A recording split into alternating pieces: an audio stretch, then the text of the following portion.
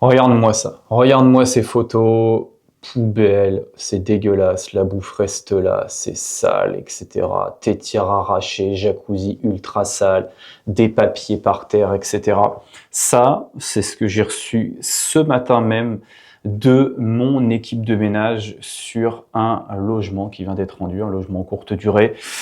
Et justement, je me suis dit que c'était le moment de vous faire une vidéo de l'autre côté des réseaux, comme d'habitude, dédiée un petit peu à la clientèle. Donc, bienvenue dans cette vidéo où je vais essayer encore une fois d'être le plus authentique possible, surtout dans la série de l'autre côté des réseaux, où on va parler clientèle en location courte durée et en logement atypique, parce que c'est quand même un sujet qui est très important. Souvent, on pense au fond du business, c'est-à-dire IMO, acheter, fisca, etc. Mais comme j'aime le répéter très très souvent également à mes élèves que j'accompagne en mentorat chaque mois, eh bien derrière, vous allez greffer un vrai business, un vrai écosystème avec votre location courte durée. Et donc vous n'aurez plus des locataires, vous allez avoir des clients. Ok, vous n'allez pas mettre quelqu'un en place une fois pour l'année, vous allez avoir 100, 150, 200 personnes qui vont passer par an peut-être dans vos logements, si vous faites de la location saisonnière à la nuitée. Ces gens, ces clients vont avoir l'occasion de laisser des commentaires, donc de juger votre entreprise, entre guillemets, qui est votre annonce sur les plateformes, c'est un peu votre pignon sur rue. Donc, vous avez besoin de connaître votre clientèle, c'est fondamental. Et aujourd'hui, j'ai un petit peu de recul de la hauteur où je me trouve, c'est-à-dire après avoir fait plus de 14 000 réservations à la nuitée de location saisonnière sur les plateformes comme Airbnb et Booking. J'ai vu, là, les photos que je vous montre, c'est extrêmement sobre. Est-ce que je vous fais une petite compile en 20 secondes?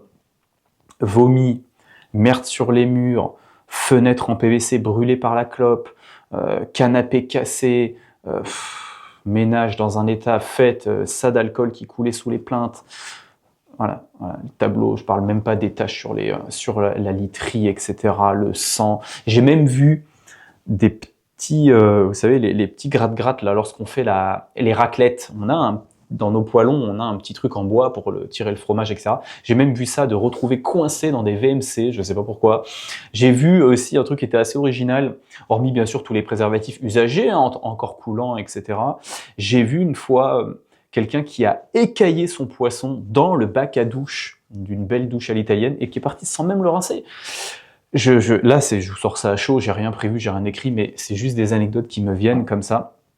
Et donc, c'est très important de connaître sa clientèle. Donc, je vais essayer de vous détailler tout ça. Donc, n'hésitez pas à partager cette vidéo au maximum. Je pense que ça va pouvoir aider beaucoup de monde. N'hésitez pas à la liker, etc. Bien sûr, à vous abonner pour ne pas louper les nouvelles pépites qui sortiront de l'autre côté du réseau. Et bien sûr, les interviews authentiques qui sont toujours plus incroyables. C'est parti, les amis. La clientèle, c'est quelque chose donc d'extrêmement important. Il y a déjà premièrement une grosse différence entre la clientèle lorsque vous faites de la location courte durée classique, standard, avec des prix à la nuit qui sont plus faibles, 40, 50, 60 euros la nuit, versus la clientèle que vous allez avoir avec des logements atypiques, où pour moi on va commencer sur des prix à 140, 160, 200 euros la nuit, comme des belles love rooms et des projets encore plus atypiques et plus exotiques. Je pense que là, j'invente rien, tout le monde voit où je veux en venir. Vous avez une différenciation, mine de rien, sociale. Des personnes qui peuvent se payer des nuits chères versus ceux qui ne peuvent pas se le payer. C'est pas moi qui fais les statistiques, moi je fais qu'un simple constat. Ce que je dis encore une fois n'engage que moi et mon recul. Il y a beaucoup moins de dégâts et d'irrespect dans les nuits plus chères versus les nuits pas chères, où là il y a du tout venant. De l'ouvrier, des gens de passage qui en ont rien à foutre, ça il y en a beaucoup plus. Alors de là à dire que c'est dramatique, je vais vous donner une statistique. Aujourd'hui, moi et mon associé, on a enregistré plus de 14 000 réservations de courte durée, mixées entre nos logements atypiques et nos logements standards. Très honnêtement, de gros dégâts où on m'a saccagé un appartement, ça ne m'est toujours pas arrivé. Je touche du bois, ça ne m'est toujours pas arrivé. Des gros dégâts, des fêtes, etc., où c'est sale, surtout très sale, il faut passer 8 heures pour redresser l'appartement, on a cassé une chaise, etc. Ça, oui, ça m'est déjà arrivé une bonne quinzaine de fois. Ce qui est proportionnellement, j'ai pas fait le calcul en pourcentage, mais très faible. C'est moins de 0,01% des cas, je pense. Donc, il y a aussi ça quand même à garder en tête. Attention, faut pas tomber non plus dans la paranoïa de dire « Ah bah je me sers de ça, je me sers de cette vidéo comme excuse pour ne pas y aller ». Non, c'est une réalité. Moi, je vous la donne de façon très authentique comme d'habitude. Maintenant, c'est loin d'être la majorité du temps. Ok? Mais clairement, on voit une différence. Les gens qui payent plus cher ont tendance à être plus respectueux. C'est pas forcément que la classe qui a plus d'argent sont mieux éduqués. Je vais pas rentrer sur ce terrain-là parce que déjà je suis personne pour le dire. Et mon expérience, encore une fois personnelle, m'a montré que faire de la différenciation de faciès, de classe sociale, c'est bullshit. C'est bullshit. Des fois, vous avez des personnes très riches, très propres sur elles qui viennent et c'est une porcherie. Donc, honnêtement, pour moi, il faut tout mettre à plat. Mais ça n'empêche que statistiquement, il y a beaucoup moins de dégâts parce que je pense que le facteur, il est autre. Il est psychologique. Quand on paye plus cher une nuit et quand on arrive dans un appartement qui est visuellement plus haut de gamme, plus quali, je pense que c'est une valeur humaine intrinsèque. On a tendance, par mimétisme, à faire plus attention que lorsqu'on arrive dans un appartement vraiment bas de gamme, pas cher, refait en mode style Ikea, tout basique, des fois propre, mais vraiment basique. En plus, on n'a pas payé cher. Il y a peut-être déjà un coup ou deux dans le mur, on n'est plus à ça près. Donc plutôt que d'aller jouer sur les classes sociales, sur c'est ci, c'est ça, non, moi je rentre pas sur ce terrain parce que, je vous dis, j'y crois pas déjà premièrement, mais je pense que c'est vachement plutôt les neurosciences qu'il faut s'intéresser. La neuropsychologie qui se cache derrière. C'est vraiment un processus, pour moi, psychologique humain, de mimétisme. Quand on est dans une belle pièce, et dites-moi en commentaire si vous êtes d'accord avec ça, je pense que c'est presque un réflexe intrinsèque. Quand on est quelque chose où il y a des beaux objets dans un bon endroit, sans même s'en rendre compte, on fait attention. Quand on est dans un endroit vraiment lambda, on fait beaucoup moins attention, très clairement. Donc ça, pour moi, déjà, c'est la grosse différence. C'est la très, très grosse différence. Mais d'ailleurs, ce côté neurocognitif et marketing, finalement, des logements atypiques, c'est quelque chose d'essentiel. J'ai fait une vidéo dernièrement à ce sujet-là, au sujet de la clientèle, et du fait que l'émotion prend beaucoup le dessus dans des logements atypiques. C'est pour ça que les gens sont prêts à mettre aussi une certaine somme, parce que lorsqu'on désire quelque chose vraiment très fort, parce que ça nous fait plaisir, on sait qu'on va se faire kiffer, qu'on va déconnecter, bah bizarrement, on met ça en priorité numéro 1 et le prix devient un peu plus obsolète. Donc, on est prêt aussi à mettre le prix. Donc, je pense qu'il y a une très grosse notion de psychologie derrière les logements atypiques et derrière les logements où le coût de la nuit est plus élevé. Donc, déjà, ça, pour moi, c'est un premier tri qui met clairement un point en avant et un point positif sur les logements atypiques. On va pas y aller par quatre chemins, beaucoup moins d'emmerdes avec mes logements atypiques qu'avec mes logements classiques. Parce que on vient toucher l'émotionnel et la psychologie des gens. Ensuite de ça, on a aussi, pour décortiquer un petit peu quel type de clientèle vient, j'ai quand même tendance à dire que dans les nuits un peu plus chères, j'ai quand même statistiquement une moyenne d'âge un petit peu plus élevée. J'ai pas trop de jeunes de 18-20 ans, j'en ai forcément qui viennent fêter leurs 2 ans de relation, etc., qui viennent passer la nuit dans un logement typique, il y a un spa, il y a un sauna, etc., ils prennent un pack romantique en plus, c'est cool, ils ont économisé, c'est cool. Mais de façon générale, je vais surtout avoir des personnes qui, ça y est, sont sur le marché du travail, ont leur premier salaire, se font des kiffs. Donc je dirais plutôt entre 25 voire 30 ans, jusqu'à après 60-70 ans, parce que au contraire, là, j'ai tendance à avoir des personnes à un âge plus avancé, des parents, etc., qui viennent profiter des lieux, parce qu'ils peuvent se le permettre, même si, très honnêtement, le prix est pas tellement un frein, parce que vu que c'est qu'une nuit, et qu'on se fait un kiff de déconnexion, j'ai des fois même des jeunes, des étudiants qui viennent quand même dormir, par exemple, dans le métro Glodite à 300 € la nuit. C'est juste qu'ils ont tellement sacrifié, on y retourne encore à cette notion de psychologie, de marketing qu'il faut maîtriser par cœur. D'où cette vidéo justement dédiée à la clientèle, c'est super important. C'est que ils sont tellement dans le sacrifice, dans l'économie, qu'encore une fois, c'est presque de la nature humaine. On fait attention, on rentre là-dedans un petit peu comme dans un magasin de porcelaine, on fait gaffe. On n'a pas envie d'abîmer. On a cette sensation qu'on s'est un peu saigné pour l'avoir, ça coûte cher, on fait gaffe. Bien sûr, il y aura toujours des gars qui vont se dire « client est roi, j'en ai rien à péter, j'ai payé 300 balles, je fais ce que je veux. Et oui, j'ai retrouvé des cacahuètes, de la nourriture au fond du spa, les trucs retournés. » Ça nous est arrivé. Comme là, les photos que je vous ai montrées au début, ils jettent le papier de gâteau par terre, ils se cassent, rien à foutre, la vaisselle pas faite dégueulasse, plein de choses. Et ça c'est soft, c'est ultra soft. Mais ça fait partie du jeu. Mais statistiquement parlant, quand même, ça reste quand même très rare. Et ça a aussi une conséquence, cette clientèle-là, parce que la clientèle qui consomme attire comme un cercle, comme un effet boule de neige, cette clientèle. Pourquoi? Parce que, je ne vais pas vous apprendre un scoop, vos annonces de location courte durée atypique, vous allez les sortir sur les plateformes comme Airbnb, Booking. Donc, qu'est-ce qui va se passer une fois que vous avez bien fait votre marketing, que vous maîtrisez les algos, que vous êtes bien placé, vous avez de jolies photos, etc. Vous allez commencer à avoir vos premières résas avec justement ce type de population-là. Et donc, vous allez commencer à avoir vos bons commentaires si vous avez fait bien votre job et que c'est propre. Vous allez avoir des bons commentaires. Vous allez avoir des commentaires comme quoi c'est quali, comme quoi c'est propre, comme quoi ça donne envie, que le prix est justifié. Et donc, en fait, vos commentaires vont attirer des gens, va faire booster votre visibilité également sur les plateformes, mais va surtout parler à des gens qui sont, entre guillemets, réceptifs à ce genre de message et qui ont déjà tendance à regarder ce genre de produit. Donc, en fait, vous allez enclencher un cercle vertueux où vous allez avoir de plus en plus de commentaires, votre annonce va être de plus en plus mise en avant aux yeux de ces gens-là, et vous allez attirer ces gens-là à vous, les gens qui ont les moyens, etc., tout ce que je viens de dire avant, et forcément, vous allez avoir une grande majorité de vos clients qui seront toujours dans cette niche-là, et vous aurez beaucoup moins de soucis sur vos logements atypiques. Et c'est aussi ce cercle vertueux qui fait que vous arrivez à performer parce que plus de com, plus de visibilité, qui dit plus de visibilité dit plus de résa, et donc qui dit plus de résa dit plus de CA, de chiffre d'affaires, et plus de cash flow, et vous vous enrichissez beaucoup plus vite avec le logement atypique. Ça, c'est clair et net. Donc, pour moi, la connaissance de son avatar client cible, il est super important. Pour tout ce que je viens de dire précédemment, mais aussi lors de l'achat et lors du choix de votre projet. Si vous ciblez une ville étudiante, vous n'allez peut-être pas faire les mêmes prestats que lorsque vous êtes dans une ville où il n'y a pas forcément d'étudiants. Parce que votre cible ne va pas être la même. Même si, dans le cas des logements atypiques, on redistribue légèrement les cartes parce que le point d'attraction n'est pas forcément la ville, mais votre logement.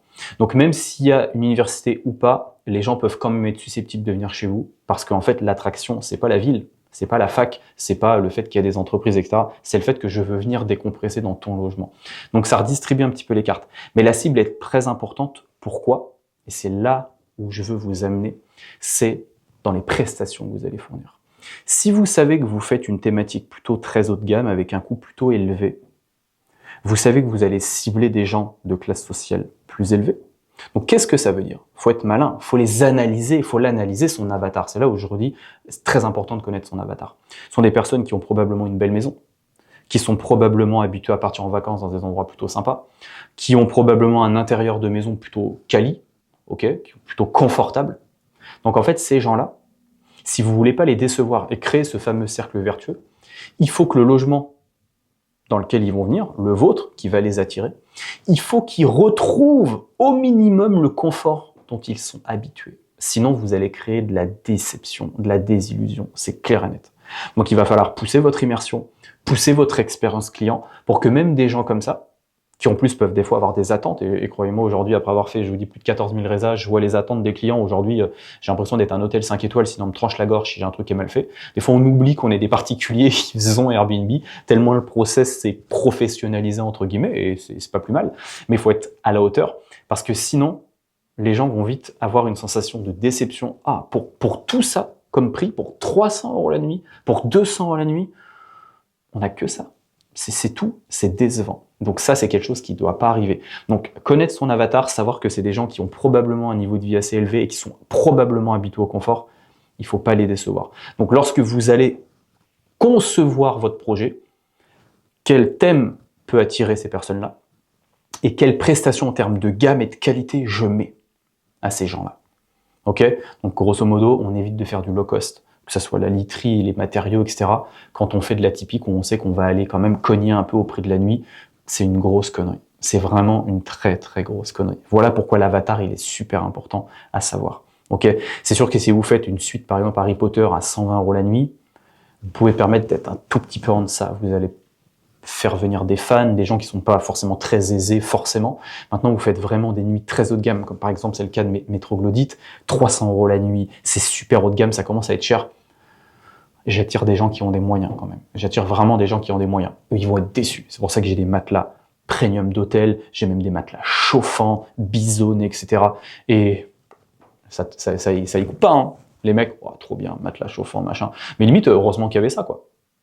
Pour eux, c'est un prérequis, c'est normal à 300 balles la nuit d'avoir ce genre de choses. Donc très important de connaître l'avatar client. Parce que faut pas oublier que ces prestations, cette immersion, eh bien, c'est quand même ça qui justifie le prix. Donc vous devez faire rêver les gens suffisamment pour qu'ils oublient la valeur de la nuit et qu'ils puissent être en capacité de laisser un commentaire positif derrière. Ok, c'est super important. Autre point aussi qui est très important pour le business, c'est que si vous connaissez bien votre avatar et que vous savez que vous allez cibler et chercher des personnes qui ont les moyens, en plus du prix de la nuit, vous allez pouvoir mettre en place des upsells. Les upsells, des ventes additionnelles, c'est-à-dire qu'en plus de payer les 200 ou les 300 euros la nuit, vous allez proposer tout un catalogue ou au moins un upsell. C'est-à-dire, par exemple, un pack romantique, un petit déjeuner, des plateaux de charcuterie, je sais pas, une table de massage en option, des packs romantiques, du bouteille de champagne, des love box, enfin, il y a plein de choses. Où ça va venir être en plus une vente additionnelle. En plus des 300, pour 50 euros, vous avez une bouteille de champagne avec, je sais pas, la suite décorée aux couleurs de l'amour, par exemple. Et puis pour 50 euros de plus, on vous donne une love box avec des jeux un peu, etc. pour votre partenaire. Ou pour 25 euros par personne, vous avez le petit déj demain matin, etc., etc. Ce qui va gonfler votre panier moyen. Mais là encore, il faut bien maîtriser cette clientèle parce que sinon vous allez mettre en place des choses qui ne vont pas intéresser vos clients, ou les clients sont déjà ric-rac niveau financier et finalement vous allez mettre un gros process en place, surtout pour tout ce qui est alimentaire, et puis finalement ça sera pas rentable. Ça sera pas rentable parce que ça va être très peu demandé et vous allez flopper complètement. Ça, c'est un peu comme, j'aime toujours prendre cette image, c'est pas que vous avez un mauvais produit, c'est que vous le présentez à la mauvaise personne. C'est comme la bouteille d'eau. Une bouteille d'eau, dans un supermarché, ça vaut vraiment pas cher, quelques centimes. Dans le désert, ça vaut très cher. C'est le même produit. Vous le présentez juste pas dans un même contexte. Et donc là, en l'occurrence, dans mon image, pas à la bonne personne. Donc ce qui va pouvoir intéresser quelqu'un, un type de population ne va pas du tout intéresser à un autre type de population. Donc là encore, bien maîtriser son avatar client, c'est un process complet, vous l'avez vu, mais c'est ce qui permet aussi de venir booster votre panier moyen. Sur un upsell, vous pouvez facilement aller chercher 300, 400, 500 euros de vente additionnelle mensuelle. En plus de vos nuits. Ce qui fait qu'en plus d'avoir un logement atypique qui va cracher 1000, 2000, 3000 euros de cash flow, vous allez littéralement vous faire un loyer supplémentaire comme si vous aviez un appartement, je sais pas, en location meublée à l'année par exemple. C'est non négligeable. À la fin de l'année, 400-500 euros de revenus d'upsell chaque mois, ça fait 5000 balles. C'est le voyage de la famille. Payé, rien que d'upsell. On n'a pas touché au cash flow encore. Le cash flow, on peut le garder pour investir. On peut garder les upsells pour se faire kiffer, par exemple. Enfin, ouais, je dis ça, je dis rien, vous faites ce que vous voulez. Mais vous voyez l'idée? Donc, maîtriser sa clientèle, c'est super important. Donc, ça passe par une maîtrise du secteur aussi, de savoir où je vais me mettre parce que je sais que telle population vit dans cette ville, vit dans ce quartier. Donc là, vous avez plein d'outils comme l'INSEE, vous pouvez aller sur Meilleur Agent, etc. Regarder un petit peu les tensions locatives, type de population, les emplois, le salaire moyen, etc. Et ensuite, on adapte le produit, donc le produit atypique, la thématique qu'on va faire à la population qu'on va viser. Et puis ensuite, on adapte l'annonce, la façon de rédiger aussi, parce qu'on ne parle pas à certaines classes sociales comme on parle à d'autres. Ok, ça c'est important, c'est important. C'est de la psychologie, vous devez maîtriser l'humain qui est en face de vous, c'est du marketing. D'accord, c'est du marketing. Quand vous avez des grandes marques qui font des publicités, en fonction du type de produit, si c'est pour des jeunes de 18-25 ans ou des personnes âgées, bah, croyez-moi, la marque ne va pas parler sur le même ton et ne va pas parler de la même façon. C'est une réalité.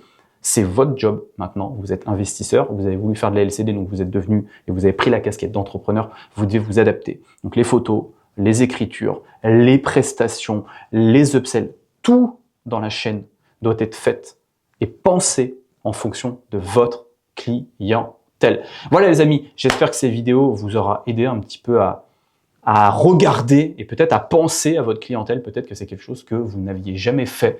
Vous avez juste suivi le process comme 98% des gens qui investissent un peu à la va comme je te pousse. Et là, peut-être que ça va redistribuer les cartes et croyez-moi, à la fin du compte, ça peut augmenter votre chiffre d'affaires. Et si on fait ça, c'est pour faire de l'oseille. Hein, on est de l'autre côté des réseaux, on va pas se mentir. On fait pas ça par âme charitable. Donc le but, c'est que ça soit rentable. Vous avez pris de l'encours en banque, vous avez pris des responsabilités, vous avez fait des sacrifices. Il faut que ça fonctionne. Et en plus, vous voulez enchaîner, donc il faut que ça marche. Voilà les amis, je vous laisse ici. Vous avez en description, si vous le souhaitez, une vidéo beaucoup plus complète sur les logements atypiques où on regarde vraiment ce que ça peut donner, ce que ça peut rapporter, comment je les exploite. On va même sur le terrain ensemble dans mes logements atypiques pour regarder donc allez checker la vidéo et en dessous dans la description. N'hésitez pas encore une fois à partager, liker et surtout vous abonner, commenter un maximum pour me donner la force de continuer, même si on est déterminé chez Real Life. Et on se retrouve dans une prochaine vidéo. Ciao, ciao les amis.